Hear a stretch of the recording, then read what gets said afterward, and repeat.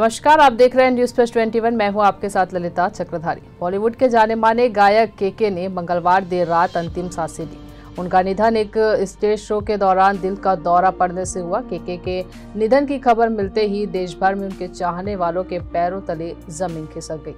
लेकिन एक ताज़ा खबर के अनुसार केके के सिर पर चोट के निशान पाए गए हैं। इसके बाद कोलकाता पुलिस ने केस दर्ज कर लिया है। आपको बता दें कि मिली जानकारी के अनुसार केके के सिर एवं चेहरे पर चोट के निशान मिले। हालांकि निधन की असली वजह शव परीक्षा अर्थात पोस्टमार्टम के बाद ही सामने आएगी। क्या कहते हैं डॉक्टर्स, आप ये भी समझ लें। डॉक्टर्स का कहना है कि केके के माथे और मुंह के पास चोट के निशान मिले। हालांकि पोस्टमार्टम के बाद ही चोटों के बारे में अधिक जानकारी मिल सकेगी। इसके अलावा मौत की असल वजह भी सामने आएगी।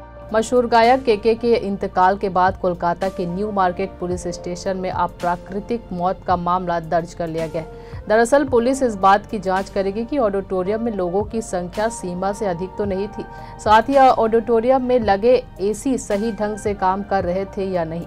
इसके अलावा कई ऐसी चीजें जिसकी वजह से परफॉर्मेंस के दौरान केके बीमार पड़ गए।